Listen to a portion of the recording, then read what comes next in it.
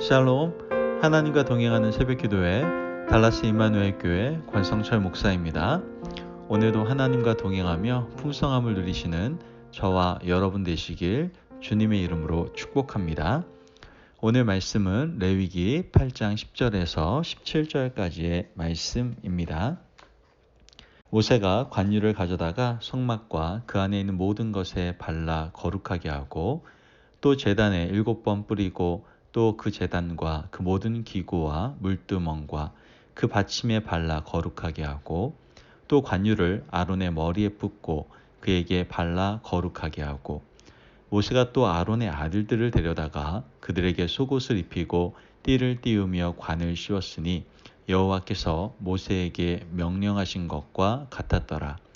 모세가 또 속죄제의 숫송아지를 끌어오니 아론과 그의 아들들이 그 속죄제의 숫송아지 머리에 안수하매 모세가 잡고 그 피를 가져다가 손가락으로 그 피를 제단의 네 귀퉁이 뿔에 발라 제단을 깨끗하게 하고 그 피는 제단 밑에 쏟아 제단을 속하여 거룩하게 하고 또 내장에 덮인 모든 기름과 간 꺼풀과 두 콩팥과 그 기름을 가져다가 모세가 제단 위에 불사르고 그 숫송아지 곧 그 가죽과 고기와 똥은 진영 밖에서 불살랐으니 여호와께서 모세에게 명하심과 같았더라. 아멘. 하나님의 말씀입니다. 여러분, 우리는 코로나 상황이라는 어려운 시기를 지금 살아가고 있습니다.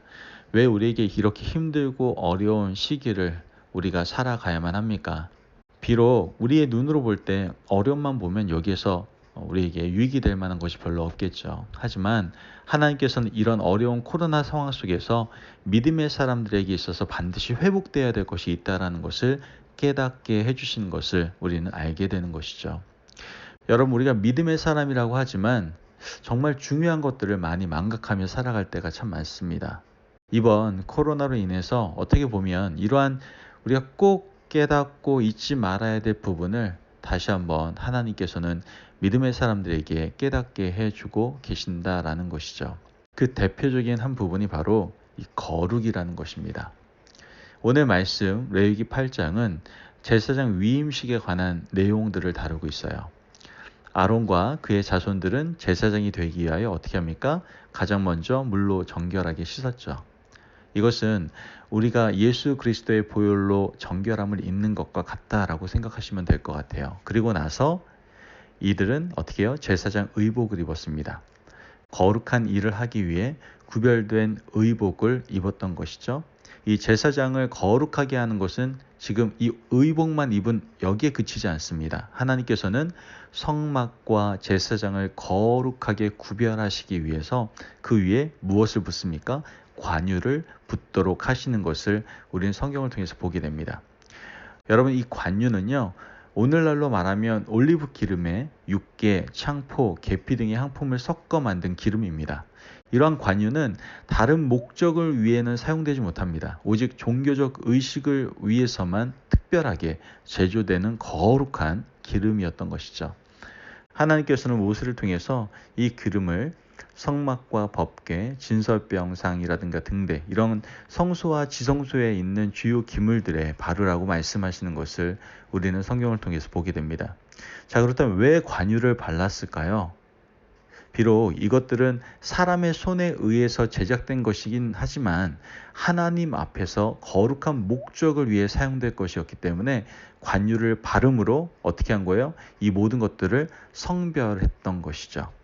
즉, 관유를 붓는다는 것은 하나님의 소유됨을 나타내는 것이고요. 동시에 하나님을 섬기기 위하여 거룩하게 구별되었음을 나타내주고 있다는 것이죠. 따라서 하나님께 제사 드리기 위한 성막과 그 기물들을 구별하기 위해서 관유를 바른 거예요. 다시 한번 우리가 성경을 통해서 제사장 위임식을 좀 순서 있게 정리해보면 이렇습니다. 먼저 물두멍에 있는 물로 온몸을 깨끗하게 씻죠. 그 다음에 하나님께서 직접 지정해 주신 제사장 의복을 입어요. 단순히 옷 하나 걸치는 정도가 아니라 무려 7가지나 되는 의복들을 속옷부터 겉옷 그리고 머리에 쓰는 관에 이르기까지 다 갖추어 입어야만 했어요. 그리고 이들을 거룩하게 하기 위해서 머리에 기름을 부었습니다. 여러분, 이 정도 의식이면요, 제사장을 많이 구별했다라고 생각할 수 있지 않습니까? 그러나 하나님은 여기에 그치지 않습니다. 제사장으로 섬길 아론과 그의 자손들을 죄로부터 거룩하게 하기 위해서 속죄제를 드리도록 명령까지 하시는 걸 우린 보게 되죠. 이것은 아무리 기름 부은 제사장이라고 하더라도 죄를 가지고 거룩하신 하나님께 나아갈 수 없기 때문에 그래요. 여러분, 아무리 제사장이라고 해도 하나님께서 구별하신 사람이라고 하더라도 이 죄사함 없이는 하나님과 더불어 교제할 수가 없다라는 것을 분명히 말씀하는 것이죠. 따라서 하나님은 제사장을 위해 속죄제사를 드리라고 명령을 하셨던 거예요. 레위기 8장 14절 말씀을 보면 모세가 또 속죄제의 숫송아지를 끌어오니 아론과 그의 아들들이 그 속죄제의 숫송아지 머리에 안수하매 라고 얘기합니다. 여러분, 지금 제사장을 위한 속죄제사를 드릴 때요, 희생 제물 중에서도 최고의 짐승인 숫송아지를 잡으라고 하는 걸 보게 됩니다. 하나님은 제사장의 범죄를 심각하게 여기시고 또한 그의 죄를 가볍게 여기지 않으신다는 것을 나타내기 위해서 가장 값비싼 숫송아지를 제사장을 위한 번제 제물로 잡으라고 말씀을 하신 거예요. 이제 제사장은요, 자신의 죄를 희생 제물에게로 전가시키는 상징적인 의미로 숫송아지의 머리에 안수를 하게 되죠. 안수 후 제물은 죽임을 당하게 되고 그 피가 제단에 뿌려지게 됨으로써 제사장 또한 자신이 저지른 죄의 비참한 결과를 깨닫고 겸손하게 죄를 회개하는 마음을 갖게 하시는 것을 우린 보게 됩니다. 여러분, 앞서 기름을 번제단에 7번 뿌린 것처럼 속죄제의 제물의 피를 번제단 중심으로 피를 뿌리는 의식이 이루어지게 됩니다. 이 번제는 제사 드리는 곳, 즉 하나님께 예배 드리는 곳을 말씀하고 있죠. 여러분, 우리는 이러한 의식을 통해서 다시 한번 하나님께 제사 드리는 일이 얼마나 거룩해야 되는지를 하나님께서는 우리에게 보여주고 계시는 거예요. 이 속죄 제물을 통해 하나님은 번제단의 모든 부정과 오염을 제거하시고 제사 드리는 제사장의 죄를 모두 제거하도록 하셨다라는 것이죠. 그럼 16절 말씀을 보면 또 내장에 덮인 모든 기름과 간 꺼풀과 두 콩팥과 그 기름을 가져다가 모세가 제단 위에 불사르고 라고 얘기합니다. 지금 제물로 사용된 숫송아지의 내장에 덮인 모든 기름, 간꺼풀, 두 콩팥, 기름을 단 위에 지금 불사른다라고 얘기하고 있지 않습니까? 여러분, 여기서 지금 말하고 있는 내장에 덮인 모든 기름, 간꺼풀, 두 콩팥, 이 기름, 이러한 모든 부위들은요, 어떻게 보면 짐승을 살찌게 하는 가장 귀한 부위다라고 우리는 생각해 볼 수 있어요. 이 번제단에서 기름을 태우는 모습 통해서 우리가 깨달을 수 있는 것은 우리가 가진 것의 가장 귀한 것을 하나님께 드린다는 그러한 충성과 헌신의 의미를 담고 있다는 것이죠. 그러나 이것이 귀한 것만 하나님께 드리고 나머지는 다 내가 갖는다라는 그런 의미를 얘기하고 있는 것은 아니에요. 가장 귀한 것을 주님께 드릴 수 있는 것처럼 나머지 모든 것도 주님을 위해 사용할 수 있는 삶을 살아야 된다는 것을 또한 우리에게 보여주고 있다는 것이죠.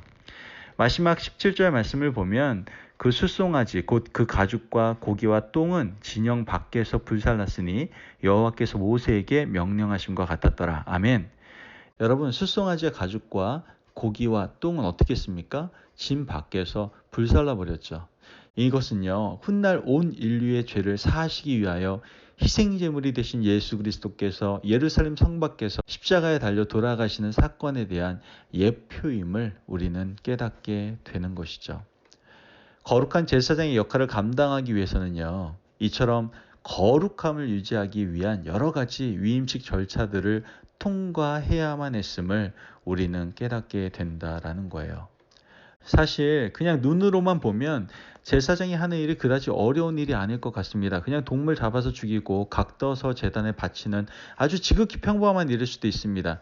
조선시대에는 그거를 그 백정이라고 해가지고 정말 별 볼 일 없는 사람으로 여기지 않았습니까? 그런 일이라고 생각할지도 모르겠습니다. 그러나 하나님은 봉사와 헌신에 앞서서 그 제사장들을 거룩하게 하는 일에 최선을 다하도록 하셨다는 것을 오늘 성경을 통해서 우리에게 말씀하고 있는 거죠. 몸을 씻고 거룩한 옷을 입고 기름을 바르고 죄를 사하는 속죄 제사를 하나님께서 우리에게 드리도록 하셨어요. 이것은 섬김보다 먼저 뭐를 해야 된다는 거예요? 거룩함이 온전히 앞서야 된다라는 것을 말씀하고 있는 거죠. 여러분, 거룩하지 않으면요, 하나님을 올바로 섬길 수가 없습니다. 여러분, 우리 자신을 한번 돌아봤으면 좋겠어요. 이 코로나 상황 속에서 우리 안에 거룩함을 한번 살펴보는 시간을 가져보기를 간절히 소망합니다. 혹시 사역과 섬김에만 치중한 나머지 거룩함을 잃어버리진 않았습니까?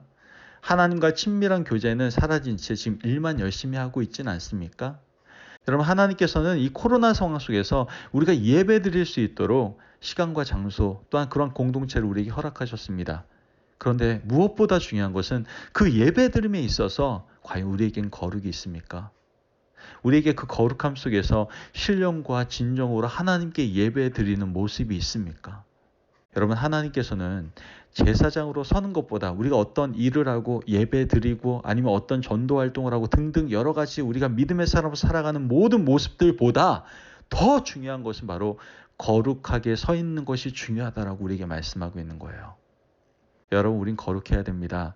세상과 구별돼야 됩니다.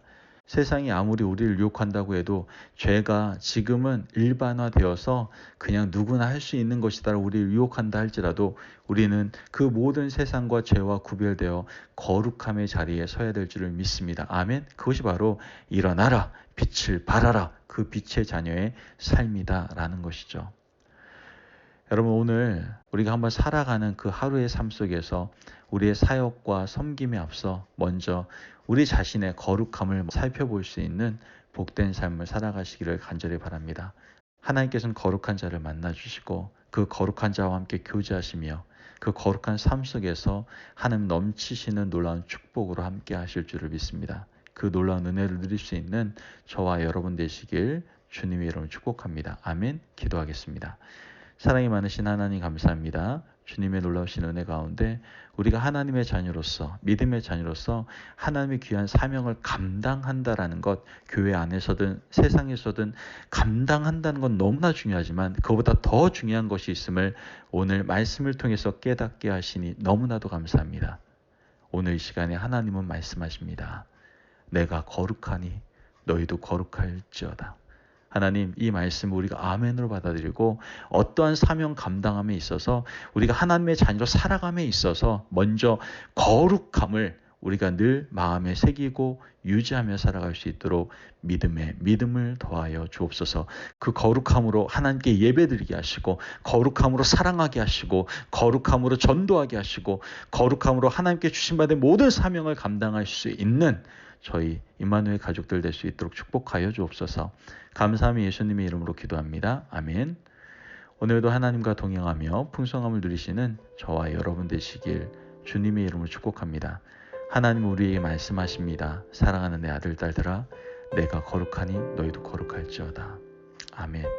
여러분, 우리가 있는 자리, 예배 자리든 가정이든 또한 내가 지금 하고 있는 사업이든 학업의 자리든 어느 자리이든 우리가 늘 거룩함을 유지하며 살아가는 하나님의 자녀 되시기를 주님의 이름으로 축복합니다. 아멘. 그 거룩함 가운데에서 하나님께서 여러분들을 사용하시어 하나님의 놀라운 일들을 행하실 줄을 믿습니다.